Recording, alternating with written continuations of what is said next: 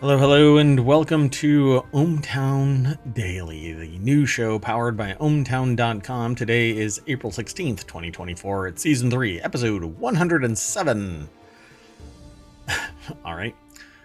We've already got all 10 of the articles selected. The rundown is a bottle for the phone, Indy. Guilty as charged. Atlas climbing that hill for 10 years. Pay-for-play casting site. The Limitless Pendant. We'll hear nope. How to get rescued. Valley v. Valley. Apple isn't worried. Working remotely for your money. And the mysteries of cell structure. There's a pivot. All of that and more.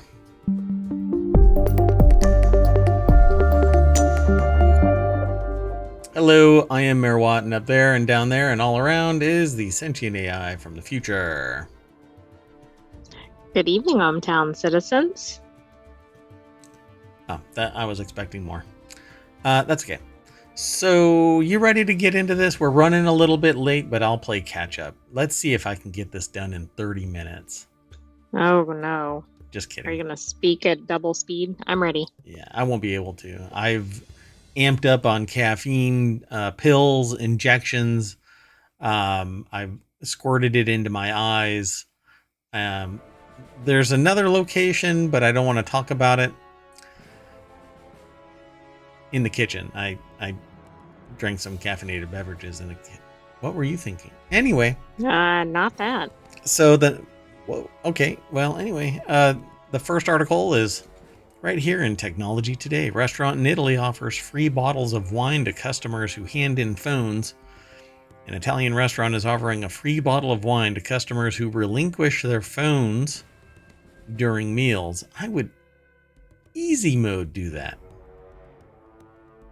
Yeah, absolutely. I mean, why not?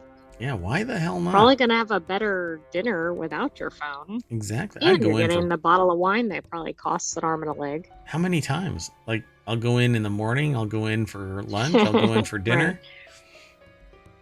Owner of Al Condominio in Verona says response to the initiative during meals has been very positive. Of course. I'm sure. The article's over People at the Guardian. People are probably going and ordering like a piece of bread and trying to get a free bottle of wine. I'll have the free bottle of wine. Here's my phone. I'm sure you have to sit there and drink it. I'm sure.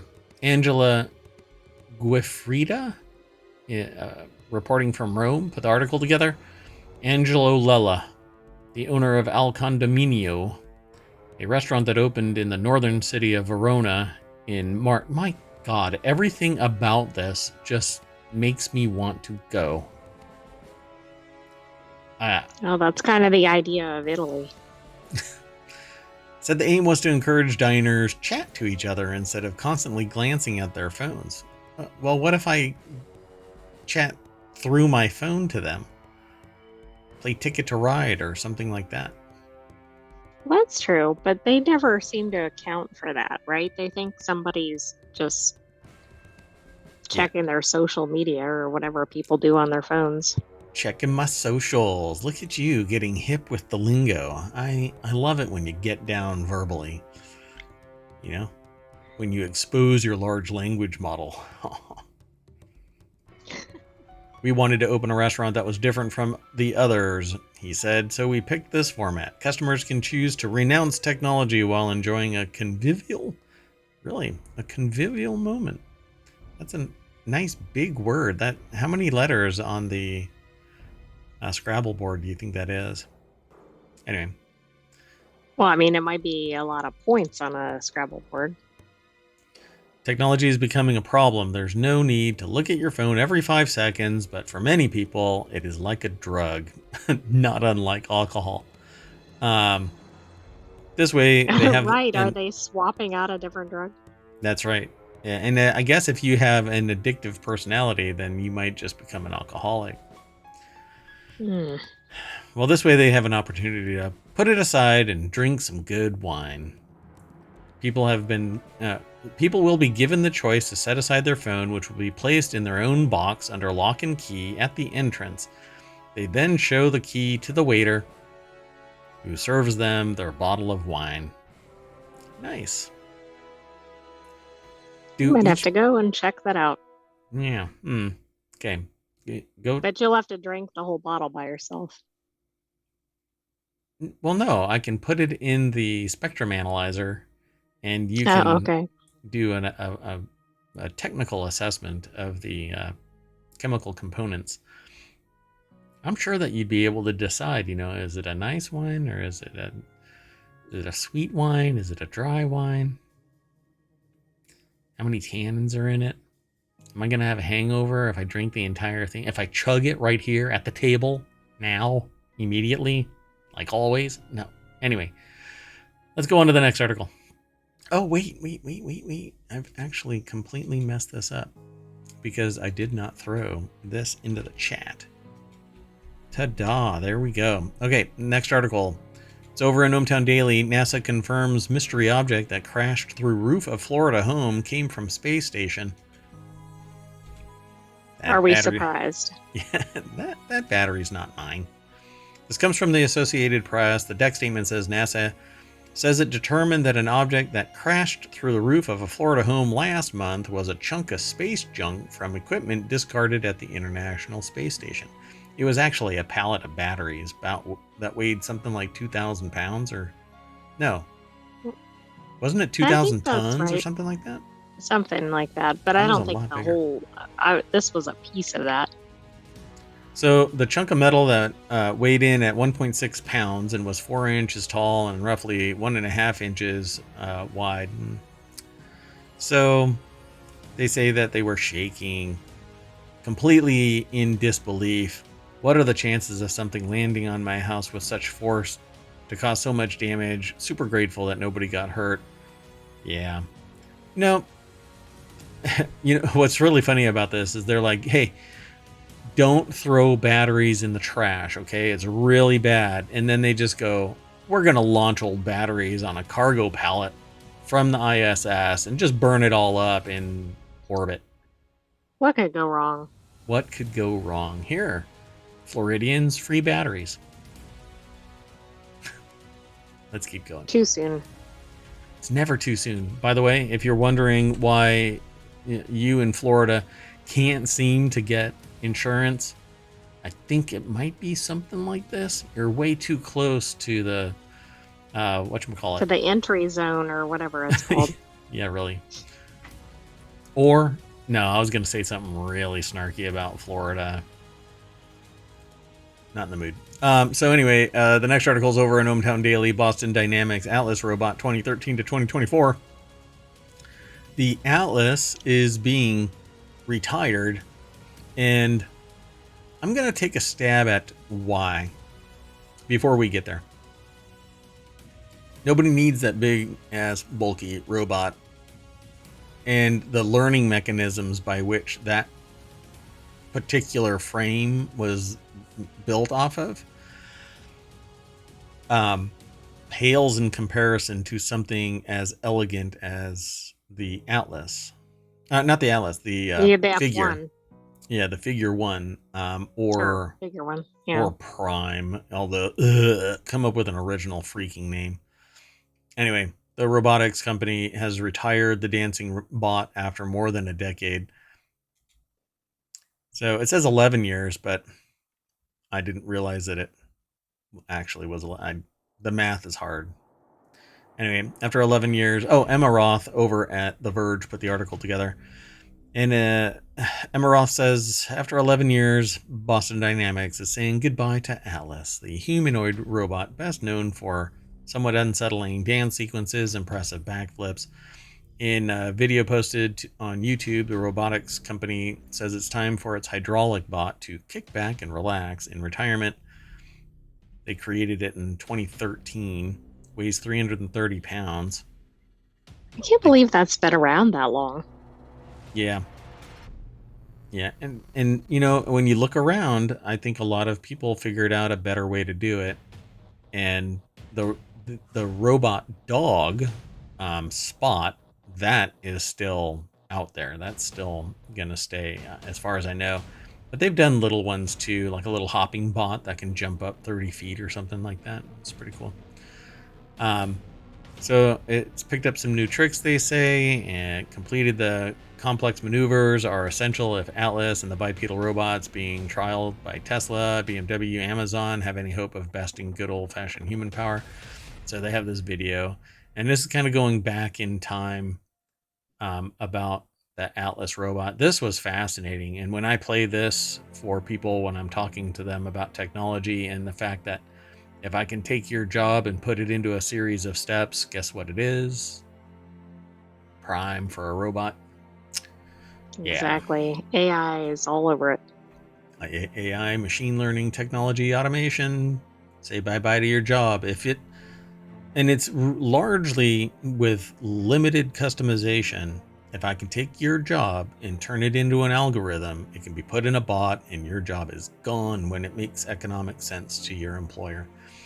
Why? Because a lot of employers are sociopathic and they can't become a billionaire if they have a bunch of humans hanging around draining the value of the company by getting sick or, that horrible thing like being humans. Yeah, being a human. I'm waiting for the day that the company itself is run by a bot, replaced by, humans are sitting there going, we're the board. Let's put a robot that has all the analytical knowledge in place and can make the decisions as an expert system. And it might make better decisions than a person, right? Because it's not going to be influenced by people or emotions or assuming that's not programmed in. I think that there's one company that's actually doing exactly that. It's trialing a robotic AI CEO. Oh, wow. Yeah. But they hallucinate, folks. Let's keep going, though. The next article is over in the Continuity Report. Actors sue commercial casting site over pay for play policy. I didn't know what to expect at first blush with this. It says a group of actors filed a class action lawsuit Tuesday against casting networks, one of a handful of websites that connects actors to commercial auditions, alleging that the platform functioned as an illegal pay-for-play system. Casting Networks offers actors a free tier and 2 premium tiers. The paid options allow actors to upload more video and probably a bigger CV and whatever else, but we'll talk about it when we get over here to Variety. Gene Mattis is the author. And it says, upload more video to their profile and to submit unlimited roles. The lawsuit filed Tuesday in Los Angeles Superior Court alleges that the site violates a 2009 California law that makes it illegal to charge for auditions, which I find fascinating. Yeah, that is interesting. Like, there is a law specifically in California where there's a whole lot of actors that would have to apply for a role. You know what? Don't go for gigs that use a service that is like that. Exactly. But of course, people are so desperate for work, right? Right. They're going to do that. Yep. No, totally get it. Hunger is quite painful. Quite the motivator, I guess, or yeah, absolutely. Demotivator. Yeah. So the lawsuit filed Tuesday alleges that it violates a 2009 California law that makes it illegal. The plaintiffs allege that the free tier allows users to upload only minimal data, and that users are effectively required to pay to access the full functionality of the site. So, let's see. SAG-AFTRA, the actors union, made an issue of pay-for-play casting sites during the strike in 2023. And that right there is probably where it should be. Why is there a service that is being utilized for acquisition of actors if there is a pay-for-play dynamic there? Well, why doesn't SAG-AFTRA straight up say nobody that is and you basically can't get a gig? Right, like we don't work for studios or whatever that do this. Right. Why isn't that built into their contracts? Yep. and that's how it should be. So the negotiation largely centered on Actors Access, the dominant platform for casting in film and TV shows. Actors Access, like casting networks, has a free tier and maintains that actors are not required to pay to submit for jobs. So what is the motivation for using Actors Access? Maybe they have more stuff there. Yeah, maybe. Yeah, we don't know. More opportunities, more connections between actors and studios. I don't know. Interesting. So the 2023 contract includes a provision barring preferential treatment for paid subscribers and requiring the sorting be done either randomly or in alphabetical order, which is really weird because the sorting should be based on whatever the perception is that their skill is for Right, like the a particular. match to the Right. But I they're guess, looking for a whatever, fill in the blank. I suppose the evaluation has to come at some point. So they have to look at the reel. There's no other qualifiers in the profile except, does that reel seem to make sense to the potential hiring authority? So they say in the commercial realm, the major players are Casting Networks and Casting Frontier, both of which are owned by Talent Systems, the company that didn't respond by a request to comment. So they're both owned by the same thing. So why is there two of them that are acting as anything? Right. That doesn't seem to make sense. They should be merged together. Well, I mean, I've never understood it. When an acquisition takes place, sometimes they keep it balkanized like this, usually for financial reasons, like Casting Frontier is costing an arm and a leg. But they're writing off the loss at Talent Systems, and it's evening out the profits from Casting Networks in the parent company. And so casting is like a tax deduction or mitigation. Right. But I still think it's weird because they're directly in the same industry. Yeah, I mean they're it's probably like two Starbucks right next to each other, and they're fighting for customers. So rather than prioritize the discovery of new talent and facilitating the connection between actors and new roles, these entities focus on maximizing profit. Okay, so everybody bow out of it. You can't do a job if you are on one of these two, but then you're going to run into problems, some other legal problems. Well, that the union, but I don't think so. The union is speaking on behalf of all actors that are part of the union. Right, I agree. Like I think it could work, but it has to be consistent, and that's the problem. It's not going to be. Yeah. It's interesting. They have a link to the law, by the way, but you'll have to take a look at it. The California law that they're referring to. Let's keep going, though. Yep, okay. So the next article, let me throw it in the chat real quick. There you go. It's over in ohmTown Daily. The Limitless Pendant is a new AI device you wear that records everything you hear. Let's take a look. So Limitless on Monday announced its $99 AI pendant. That is apparently, I've read some things that it's supposed to be what Humane's AI pin was supposed to be, kind of a thing, but apparently this is weird too. That hasn't been getting very good reviews. Humane. Yeah, I think it sucks, but that's okay. What was the other one? I keep forgetting the name of the Interpreter. Oh yeah, Interpreter. Open Interpreter is what it's called, actually. That's actually an open source, somewhat AI.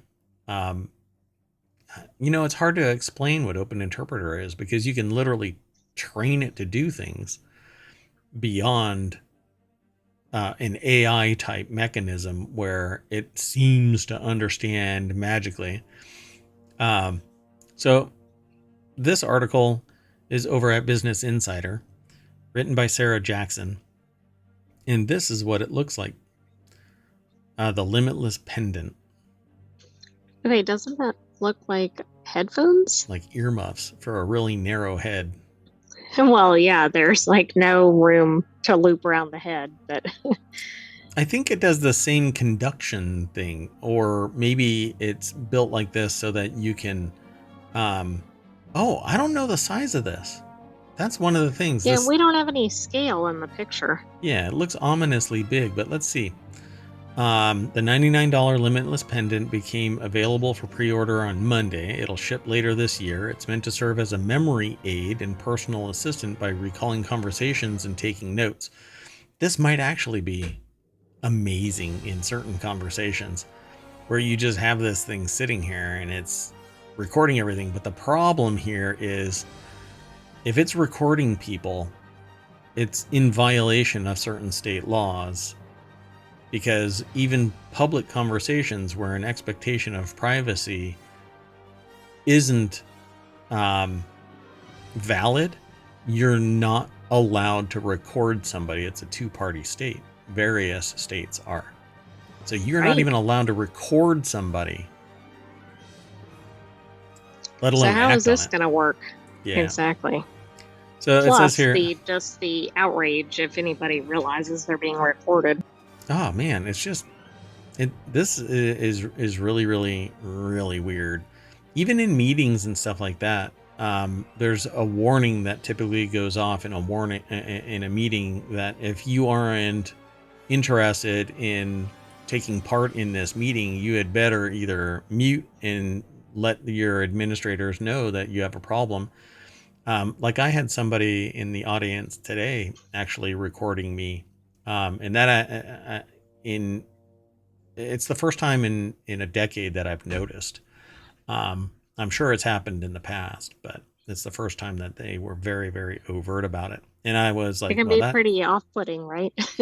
yeah, I wasn't too hip to it, but mainly because I was actually providing a particular tilt on the state of affairs. But anyway, we'll find out if it ends up on the internet. So it's this item, the AI powered Limitless Pendant, is supposed to serve as a memory aid by recording meetings and then translating them into a transcript, real-time notes, summaries of meetings and other conversations. This would piss me off the moment that this thing was active. It says while the device is recording, an LED is visible, but who would know if it's sitting somewhere that it's listening and nobody knows? Yeah, this seems like this is going to be a real problem. I mean, this is probably more surreptitious than things like the Google Glass or other things. So apparently it has a consent mode that should take care of any issues. The pendant uses voice identification to only capture the voice of people who have given consent to be recorded.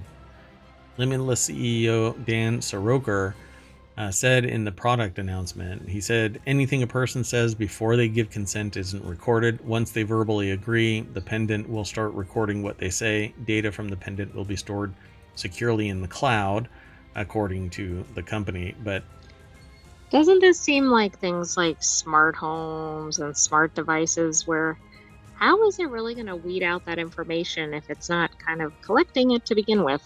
yeah, how does it know the start and stops? Maybe on device? No, it's storing it all remotely. So it's maybe we can talk about it if we have time. But there was a device or an application that was acting as a VPN for Facebook. Well, actually, it was a VPN developed for iOS and I think Android devices, but the company was acquired by Facebook, now Meta. But what it was actually doing was gathering telemetry about what people were doing within the VPN, which led to the acquisition of WhatsApp by Facebook. Oh, wow. Yeah, and it's all documented over on Wikipedia and in other places, but more of it is coming to light right now because of various investigations and lawsuits. But I found it very interesting that stuff is happening and people think that they're safe, secure, and it's all above board. but that sneaky shit that's going on behind the scenes. That's why I have no problem with TikTok. The issues with TikTok is that the federal government has TikTok users within its hallowed halls, right? Hallowed halls. And it is divulging information about the various people because of GPS tracking and device tracking and whatnot. Even if it isn't the federal device, their personal devices are still on bases. And it's still being carried with alongside the federal equipment regardless.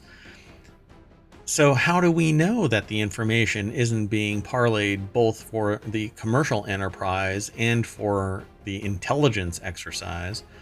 And so if the federal government says it's banned, guess what? Bye-bye TikTok.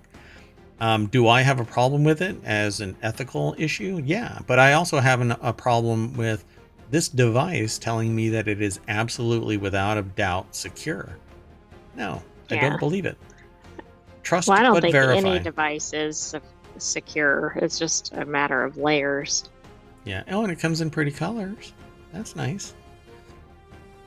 So you can use the pendant alone and get unlimited audio storage and 10 hours a month of AI functionality, including audio transcripts, notes, and meeting summaries. For $20 a month, you get unlimited audio storage and unlimited AI functionality. So if you store 10 hours worth of audio, do you have to use the AI functionality? And does that portion automatically weed out unauthorized information? And here's the problem with that. If you only have half the conversation, let alone you're in a crowded room with 15 people. Well, exactly. That's a real problem, right? Because then that'll be, I can't think of a good example, but it'll have something where it's completely opposite from the actual meaning. Yeah. The Freedom Act. Yeah. It'll be like the what's the scene? My cousin Vinny, right? Where he said something like, I murdered the clerk, which made it sound like a statement, but he was actually making it as a question. Right. And it was just a soft question, it was a interrogative. So they say that the gadget is Wi-Fi and Bluetooth enabled, works with USB-C charging, and Limitless said that it has a 100-hour battery life, but it only records 10 hours worth of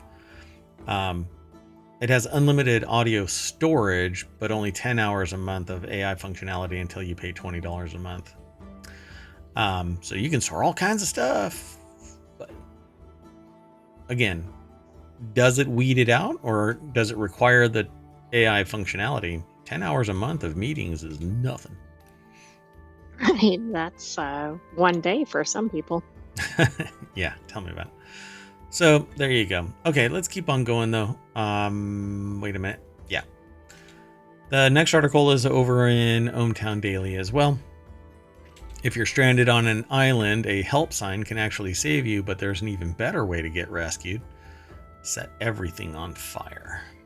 I thought it was going to be like, don't get in your boat or whatever that starts you on.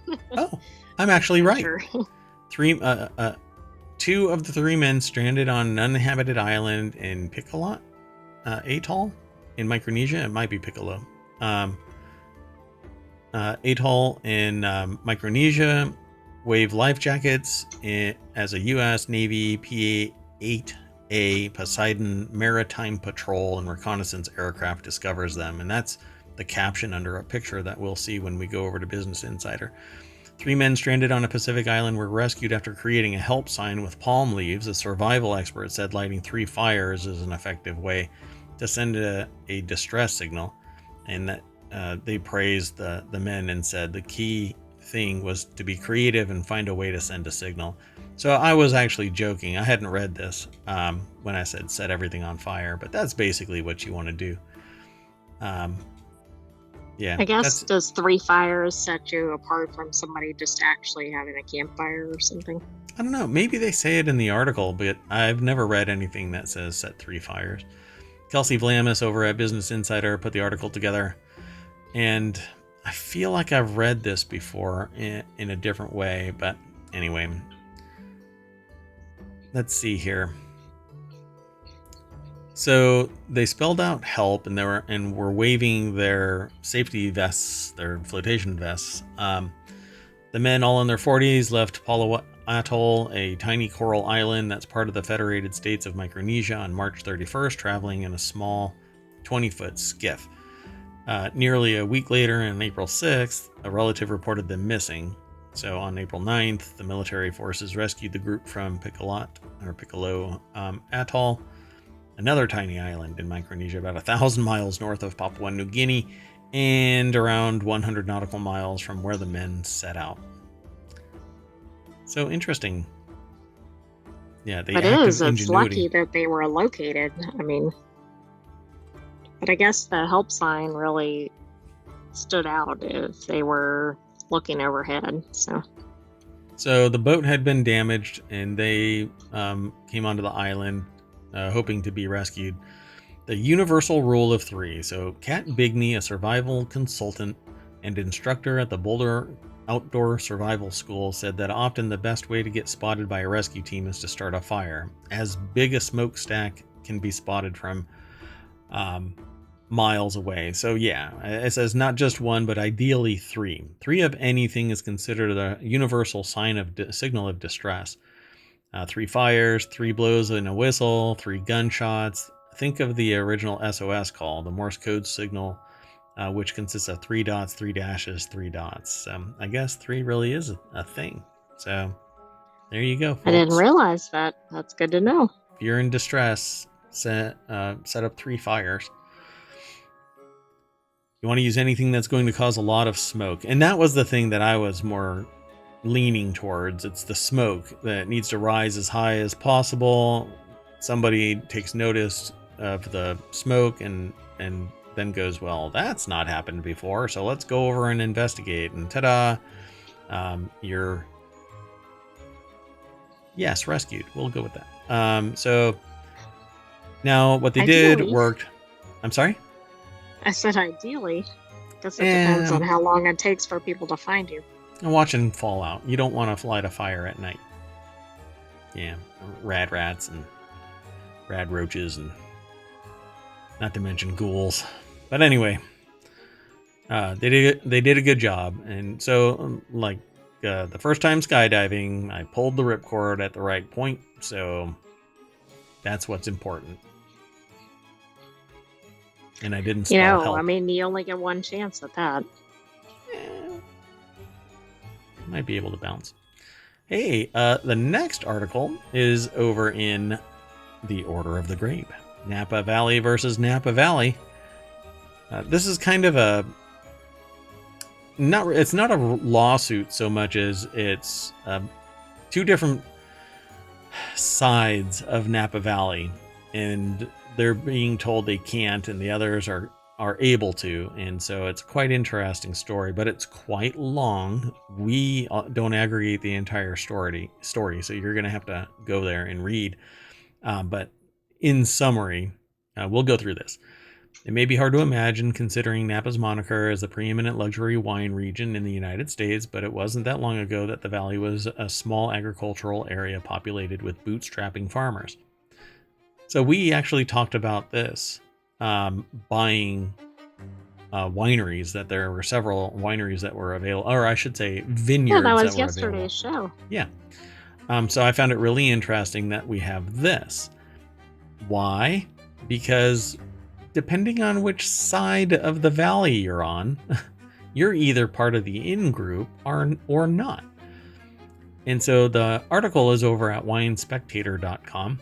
The article's deck statement says a growing number of Napa winemakers are confused and frustrated at county officials who won't let them do business even when they follow the rules. One of the rules is to sell wine, you have to have a tasting room. You can't just sell wine. You have to build the tasting room. That's really discriminating against newcomers, right? Right. Yeah. How do you get started? Well, I bought all of this winemaking equipment. I bought all of these vineyards. I've got the personnel to make 20,000 cases a year, but because I don't have, right? So it says in 2015, 68% of Napa wineries produced fewer than 20,000 cases per year. But there is a growing concern that the county is not supporting its biggest economic draw, especially when it comes to small wineries. In 1968, vintners and local officials teamed up to create the Napa Agriculture Preserve, the first preserve of its kind in the nation. And the idea was that the best way to protect the land from excess development was to zone it for farming. But a growing number of Napa residents don't see grape growing as the best way to protect the land in wineries. Some Napa residents complain that wineries have become more like a tourist attraction and event spaces than small farms, which is true. To make ends meet, many small vineyards hold events. They sell their wine, but it's additional to all the other revenue that's being generated by the winery. Right. And some of those events, I think, are what actually keep them afloat. But this is a lot of, and they say that it's populated with bootstrapping farmers, but this is a change in culture and a lot of not in my backyard kind of a thing. The people that came before these people, they didn't have to have a tasting room, right? Right. And the people that before them are sitting there going, well, we don't want all of these bootstrapping farmers. We just want, subsistence farming, etc. Maybe that's a different term for bootstrapping, but, they want small farms. So there's always this not in my backyard mentality and, kind of like the mentality of shit rolls downhill kind of thing. So it says some worry that this will only make the valley less attractive to small wineries. The county's approach will further stratify the market in favor of larger entities and push out small wineries out of business, said Hoops Vineyard owner Lindsay Hoops, who has become an unexpected poster child for the simmering frustrations within the valley. Why is that? Multiple parties have filed suits over permits and water rights. Many small winery owners are grumbling of grievances with the county government, including approval for new construction and wastewater treatment upgrades. There's also a federal investigation over possible corruption in the permitting process. That's a whole new level. Yeah, that's a different thing. I mean, corruption is criminal; it's not civil, and all the rest of it is civil actions. So as you read through this, you kind of pull out some of these things. One of these things was that you had to have a tasting room that I read rather quickly. I did. Oh, there it is. So to sell wine in Napa, you need a tasting room. So in 1990, Napa County's government enacted the Wine Definition Ordinance to legally outline parameters for winery operations, including production, sales, marketing. New wineries were required to obtain a use permit before opening. Existing wineries were grandfathered in, but needed to obtain a permit if they expanded. Small wineries, defined as those producing less than 8,500 cases annually, were exempted from obtaining a formal use permit. So there's stratification right there. Yeah, I think that's a problem. Plus, probably the people making or influencing the rules, right, are the ones that are probably benefiting. So Napa County's records indicate that Hopper Creek was never permitted to host tastings. The facility's certificate prohibits public tastings. Hoops contends that she and her team exclusively provide private tastings by appointment. But I guess a tasting is a tasting. So they cited them for hosting tastings and other infractions, including hanging decorative lights, conducting yoga classes on site, and selling non-wine products. And in 2022, the county filed a lawsuit. So, yeah, it's quite interesting. So they're trying to promote Napa wines, but hobbling competition by creating what amounts to regulatory capture for the bigger organizations. Yeah, I don't know. I mean, this is kind of like what we've seen in the agricultural space, right? Like the larger companies are really eating up resources and getting all influence, and then it's pushing the smaller businesses out. Yeah. And I've seen this happen with tech industry as well, where at the beginning of certain things, financial primarily, the only ones that survived it were large, well-funded, politically connected organizations that priced out smaller orgs that couldn't keep up and didn't absolutely did not have the bankroll to, I guess, go along with the industry regulatory capture. So Napa winemakers are following county rules, but still being denied permits. For his Vita Valiente wines, Hazed Drumright has proposed a winery and tasting room on rural St. Helena's Crystal Springs Road in December 2023. After 5 years of working through all of the necessary measures to get approval to build, he had checked all the boxes required by the county. They voted against the project. So it says but did they? I don't think that they said why. No, but did they need to? I mean, but it would be more compelling if they gave a reason related to this. They said that two cars couldn't pass each other on the road where Drumright aimed to build. But Drumright says we've spent thousands on traffic surveys. Another commissioner, Megan Demerin, cited a letter from the Crystal Springs Road resident that claimed an inability for cars to pass and concerns about safety. Yeah. So it's interesting. It says we need to trust experts. If the rules don't matter, then what are we doing? But that's exactly it. They're trying to keep the people that are there and politically connected happy and allow Exactly. for bigger owners to come and just scoop up all of these smaller businesses. So good luck. There is a lot more, but apparently an FBI investigation into the Napa permit process is a question mark. The battle over the development has taken a darker turn. The FBI subpoenaed records in December from numerous vintners and the Napa County Farm Bureau, an advocate for wineries. That same month, the FBI raided the home of Alfredo Pedroza, a member of the County Board of Supervisors, and Pedroza is a vocal advocate for wineries and has been a target of environmental groups opposed to winery expansion. So I guess they're looking into just exactly what's going on.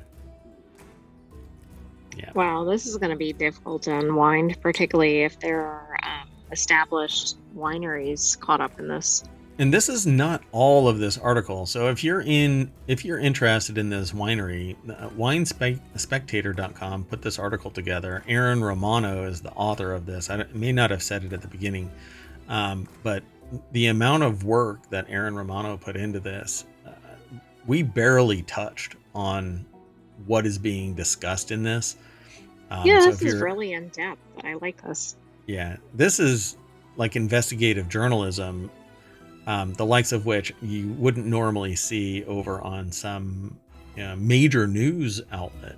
But it's kind of niche, but quite expansive, deep, compelling to read. It's quite fascinating. Anyway, let's keep going. The next article is over in ohmTown Daily as well. Three smartphone makers that Apple should be worried about. This article is from Business Insider, but I'm going to preempt this by saying Apple isn't worried. Apple's just not worried. That's right. They don't even pay attention, at least in their marketing, etc., to their competitors, right? Yeah, they're not vocal about anything. I was in a conversation today where basically the idea is you don't come out cynical about something because like change is in the air. And when you plop cynicism out there, it might get infused by the population and people go, there's a real negative perception here. So Apple is always hyping up its own products and doesn't compare it against anybody else by name, whereas every other company is going, we're better than Apple. You know why you're not better than Apple? Because you mention Apple in your marketing. Exactly. If you have to say how great you are compared to Apple. Maybe, you know, why don't you just say how wonderful your own features are? Yeah. Yeah, that's right. Color your own coloring book. Don't sit there and look at everybody else going, oh, look, they're coloring outside the lines. How horrible. No, don't even mention them. Stick to your own story. Apple's share of the global smartphone market shrank nearly 10% in the first quarter, yet they're still going to be massively profitable. IDC reported while the iPhone maker is still a force to be reckoned with, other rivals are gaining ground. Here are three of Apple's biggest competitors. Apple is no longer the undisputed top dog of the smartphone world. They've never been top dog. You know why, though? Because they are a silo. They are a vertical. It's their operating system, their software, their building blocks. Everything is them. There are no secondary manufacturers of their products selling it as an OEM somewhere, but everybody and their grandmother is selling some Android device as if it is theirs. But Right. it's a free operating system. You can just plop it on anything in its core, and then you add bloat to make it make economic sense. I mean, Android phones are essentially the original Windows computers back in the 90s and early 2000s, where there was so much crap on the desktop. You basically want, this is what I did, formatted the whole damn thing and fixed all of the driver issues afterward with a blank install of Windows. So Camilo Fonseca over at businessinsider.com put this article together, and I'll see. Let's see what the three are. So, global shipments declined from Apple declined nearly 10%. That means that Samsung has overtaken Apple in global smartphone shipments. Again, Android. And let's see. Apple has faced flagging demand in China, one of its biggest markets, amid heightened competition from Huawei. But again, this is basically managed, right? So all of the marketing, all of the cultural relevance, you buy Chinese products in China, and if you're buying Apple, it's wildly expensive. Whereas the Samsung devices, unless you're getting the top of the curve, they're inexpensive, Only the Well, it's flagship is interesting because $1,200. it's not all about how many sales are made, right? It's how much revenue, how much profit, Right. etc. Yeah. So Xiaomi's market share exploded, but look at the phone.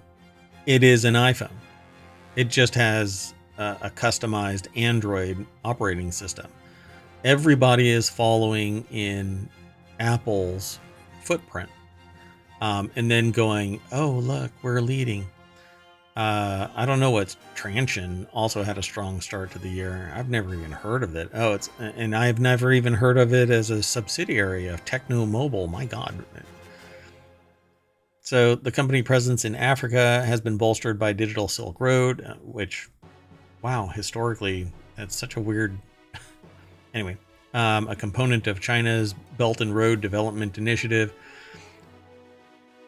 You got to read about China's Belt and Road Development Initiative and the public's perception of it, but they don't give a shit because they get the land and other resources in countries where they facilitate this support.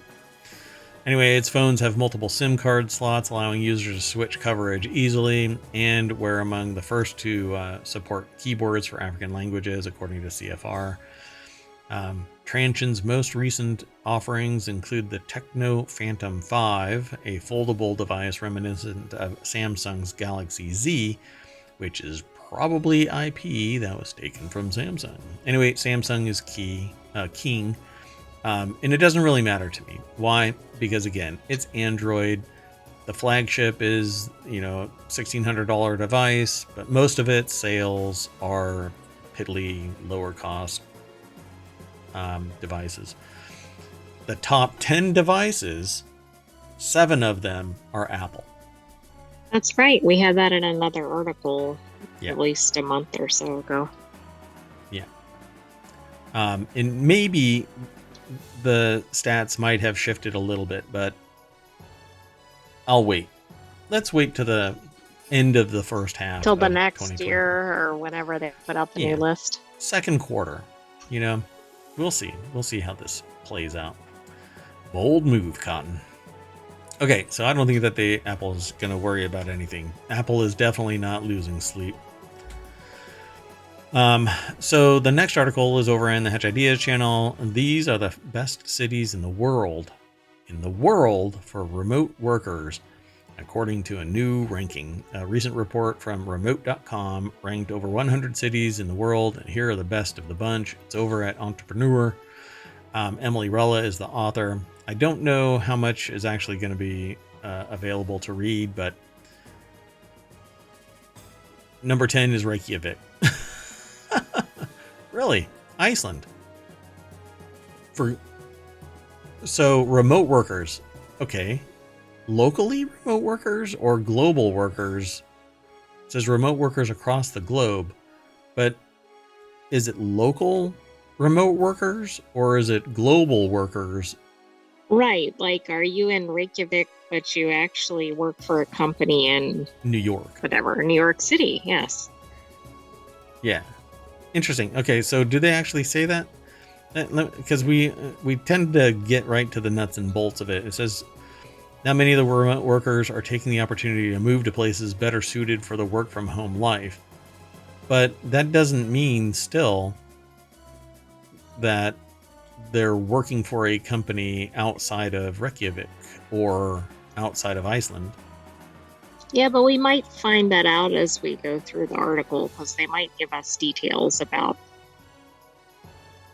Yeah. I think it is like what we're describing, right? Because this is the #1 city worldwide for remote workers. They're ever welcoming. Like, I think they're bringing in people from different countries to come work there.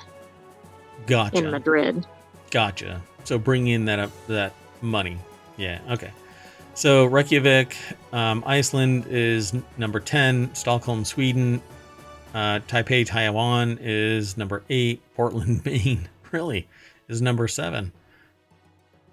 Look, okay, it's Maine, so like, you're are they frozen. doing like some sort of an initiative? Like, why would they be on there? I don't know. It makes you wonder, right? I mean, they're not a large city compared to many other U.S. cities, the well-known cities, but yeah, now I want to investigate because Maine is beautiful. So anyway, Paris, France, but cold. Many months out of the year, it's going to be cold. Well, that's the thing. But a lot of these on here are not so.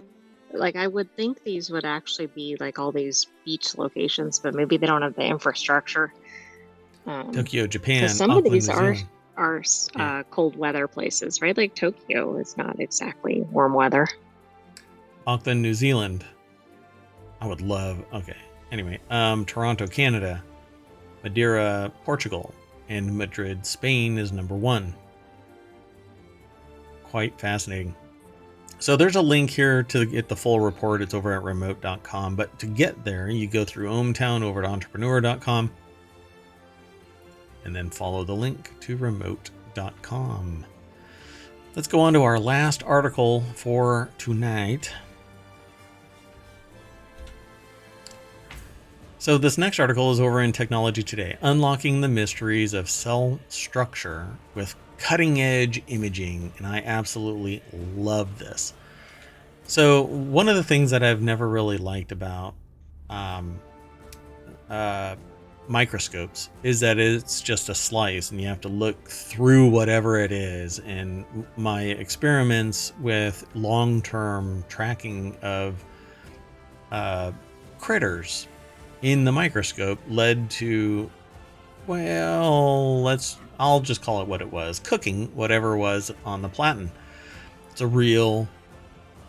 everything about it sucks. Okay. So you have to switch to an LED lit microscope, but at the time those weren't available and I have to retrofit one. In fact, I want to retrofit one so that I can demonstrate not just microplastics embedded in pretty much everything. And I want to show everybody this like as a steady state thing.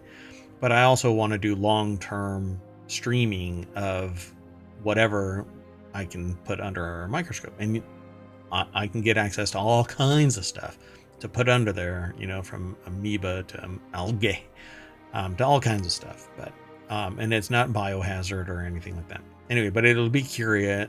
I mean, people who are curious would want to watch it. But one of the things has always been to know what a cell looks like, you have to see artist renderings of it, right? That's true. So UNIG scientists have reconstructed for the first time a film of the assembly of the human centriole, one of the essential structures that make up our various inner workings. University of Geneva, over at SciTech Daily is where the article is housed. So they've been able to use custom imaging techniques to film for the first time, or I should say reconstruct for the first time, a film of the assembly of the human centriole, one of the essential structures that constitute our cells. So, well, it seems like a pretty big finding. Yeah, and then you can break it out as to what all of the various elements are, and to a resolution that heretofore is unknown or was unknown. So tracing their genesis and determining their structure is fundamental to the understanding of cell function and the pathologies linked to their dysfunction. Scientists at the University of Geneva have combined high-resolution microscopy and kinematic reconstruction techniques to visualize in motion the genesis of the human centriole. It's an organelle.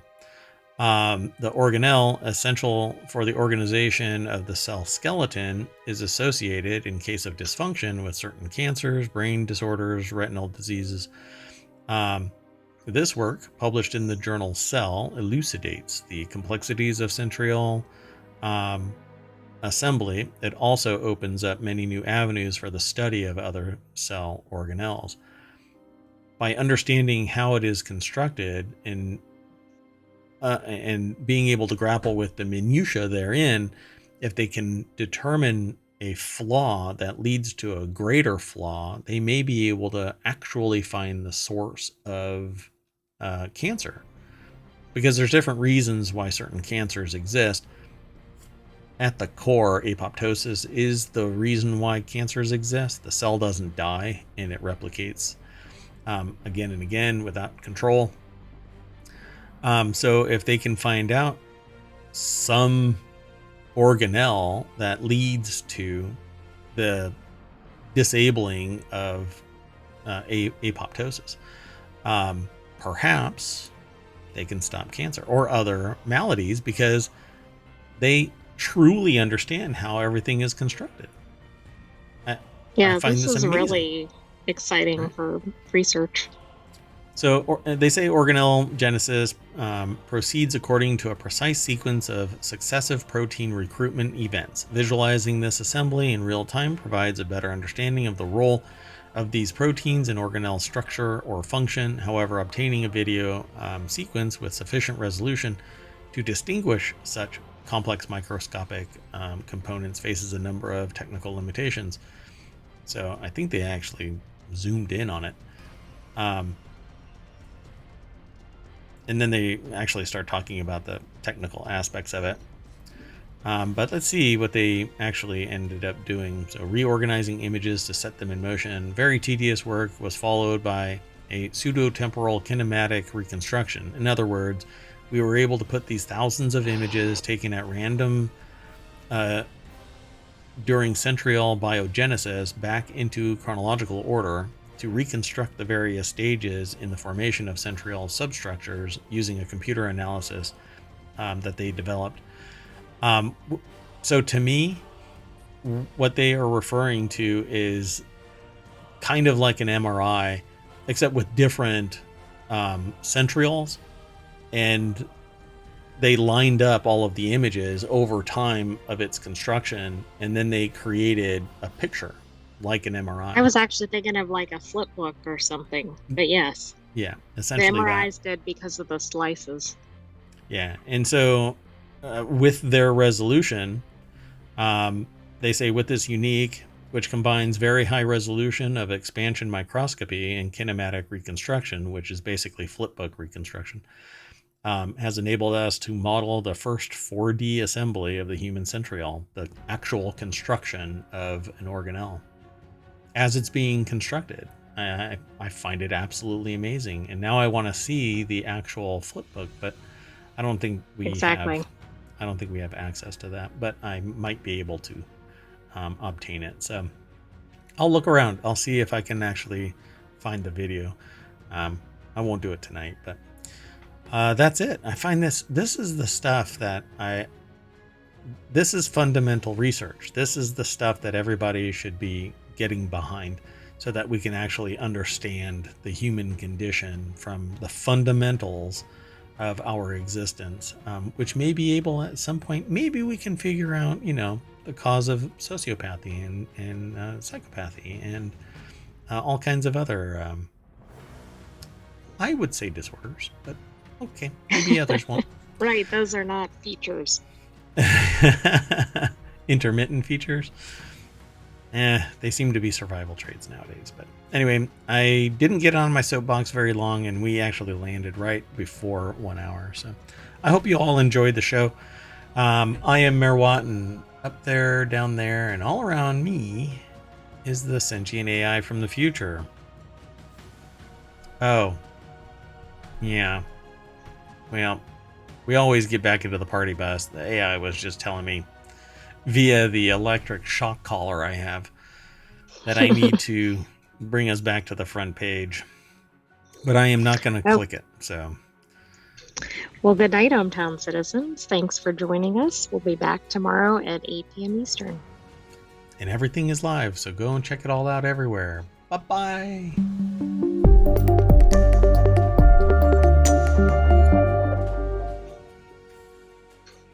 I've got pictures of my organelle.